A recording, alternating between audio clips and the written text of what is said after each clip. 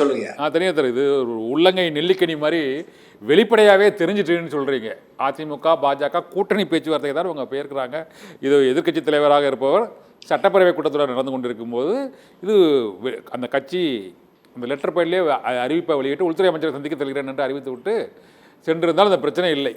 ஆனால் நேற்று காலையில் கிளம்பி இரவு சந்தித்து இரவு முழுவதும் அந்த ரகசியம் காக்கப்பட்டு காலையில் தான் அந்த பேட்டி டெல்லி விமான நிலையத்தில் நாங்கள் அரசியல் பேசவே இல்லை, கோதாவரி காவிரி இணைப்பு விரைவுபடுத்த வேண்டும் என்று பேசினேன் என்று கூறியது தான் சர்ச்சைக்குரியதாக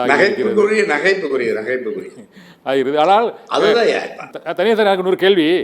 இப்போது இந்த திமுக எதிர்ப்பு வாக்குகளை ஒருங்கிணைப்பதற்காக, அதாவது கடந்த ஒரு 3 மாதத்திற்கு முன்பு வரை பாஜகவுடன் கூட்டணி இல்லை, அது தொடர்பாக கேள்வியே கேட்காதீர்கள் என்று ஒவ்வொரு செய்தியாளர் சந்திப்பிலும் எதிர்க்கட்சித் தலைவர் எடப்பாடி பழனிசாமியும் முன்னாள் அமைச்சர்கள் ஜெயக்குமார், KP முனுசாமி உள்ளிட்டோரும், TV சண்முகம் உள்ளிட்டோரும் வெளிப்படையாகவே அந்த அறிவிப்பை கொடுத்து கொண்டே இருந்தார்கள். இப்போ இந்த 2 மாதங்கள் அது என்ன மாற்றம் ஏற்படுவதற்கு அவங்களோட அந்த என்ன நெருக்கடி ஏதாவது ஏற்பட்டிருக்குன்னு நினைக்கிறீங்களா சார்?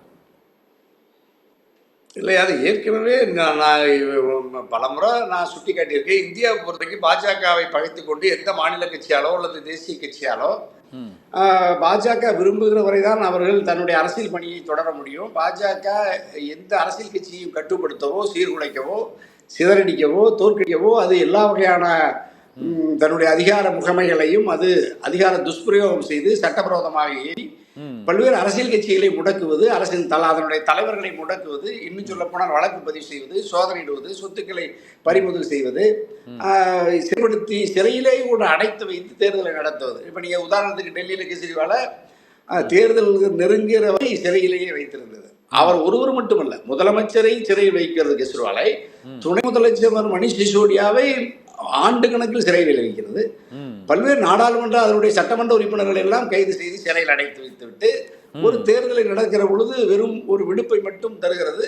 நீ கோட்டைக்கு போகக்கூடாது, பிரச்சாரம் இல்லை, இப்படி எல்லாம் செய்யணும், கட்டுப்பாட்டோட பிணை நிபந்தனையோட பிணை தர்றாங்க. அந்த கட்சி அங்கே ஆம் ஆத்மி தோத்து போச்சு, பாஜக மீண்டும் பெரும்பான்மையோட ஆட்சிக்கு வந்துருச்சு. அது மாதிரி இங்கே நீங்க அதிமுகவால் கெஜ்ரிவாலாலேயே எதிர்கொள்ள முடியாத பிஜேபியை எடப்பாடியால் எங்கே எதிர்கொள்ள போகிறாரு? அப்ப எடப்பாடி ஏற்கனவே அவருடைய குடும்ப உறுப்பினர்கள், கட்சியினுடைய முன்னணி அமைச்சர்கள் மீது ஏற்கனவே பல்வேறு புகார்கள், அமலாக்க பிரிவு, வருமான வரித்துறை மாதிரியான இடங்கள்ல விசாரணை நிலையில் இருக்கிறது. இன்னும் சொல்ல போனா சில வழக்குகளுக்காக நம்முடைய ஆளுநர், தமிழ்நாடு ஆளுநர் ரவி ஒப்புதல் தராமல் இருக்கார். குறிப்பா நீங்க ராஜேந்திர பாலாஜியா மாதிரி முன்னாள் அமைச்சர், மாவட்ட செயலாளர்லாம். அப்ப இதெல்லாம் உச்சநீதிமன்றமே, உயர்நீதிமன்றமே கேள்வி கேட்டாலும் கூட அந்த முடிவெடுக்காமல் அவர்களை பாதுகாப்பது பாஜகவினுடைய ஆளுநர் ரவி ஐயா தான் பாதுகாக்கிறார். அப்ப நீங்க பாஜக பல நெருக்கடிகளை தந்தால் எடப்பாடியை ஆதரவாளர்களும் எடப்பாடியும் கடுமையான நெருக்கடிக்கு இரையாகக்கூடும். அப்புறம் இரட்டை இலை சின்னம், அப்புறம் தேர்தல் ஆணையம் முடிவெடுக்கலாங்கிற உயர்நீதிமன்றம், உச்சநீதிமன்ற நெருக்கடி, OPS டிடிவி சின்னமா இவர்கள் வழியாக ஏற்படுகிற நெருக்கடி, புதிதாக செங்கோட்டையின் வழியாக புதிய நெருக்கடியை அது உச்ச நிலையில தந்ததனுடைய எடப்பாடியால இனிமேலும் நம்ம காத்திருந்தால் பாஜகவினுடைய அக்னி பதவிக்கு இரையாகி நாம் பதவியை இழக்க நேரிடும்.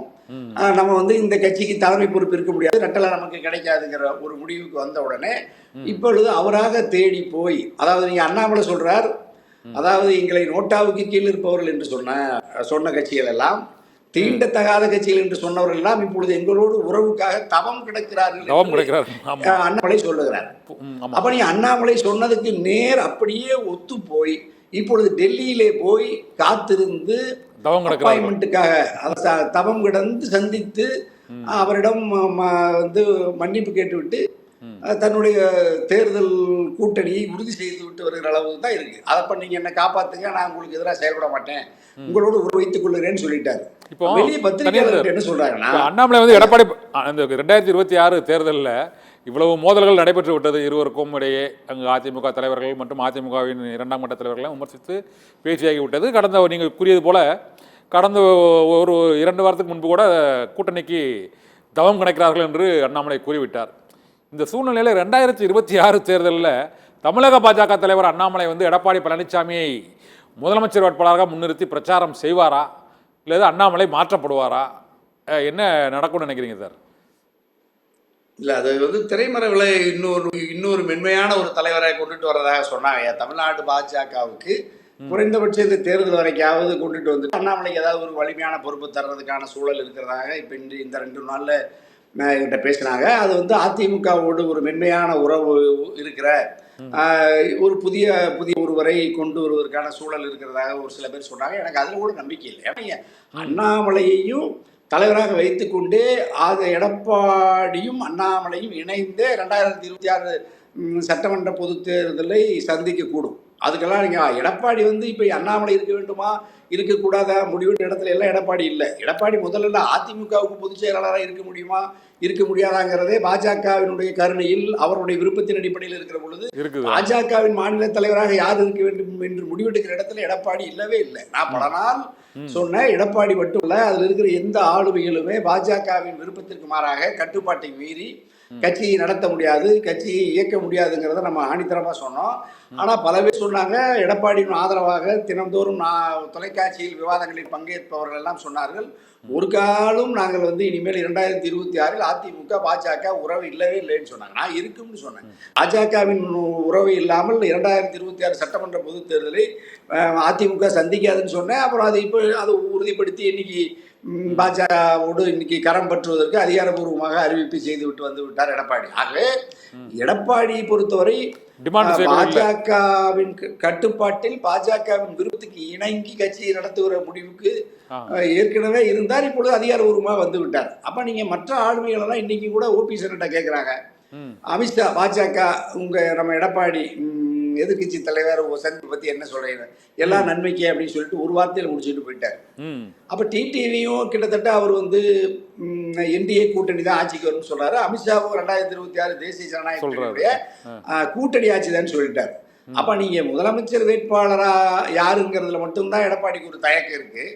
அது கூட நீங்க தேர்தலுக்கு பிறகு முதலமைச்சர் வேட்பாளரா அல்லது எடப்பாடி தான் முதலமைச்சர் என்றால் துணை முதலமைச்சர்ங்கிற மாதிரி வேற யாருங்கிறத பத்தி எல்லாம் பெரிய அளவில் அவங்களுக்குள்ள ஏதாவது உறுதியா சில தொகுதிகள்லாம் வரையறுக்கப்பட்டு கூட நேற்று அது இறுதி செய்யப்பட்டிருக்காமன்னு கூட ஒரு சந்தேகம் இருக்கு எனக்கு.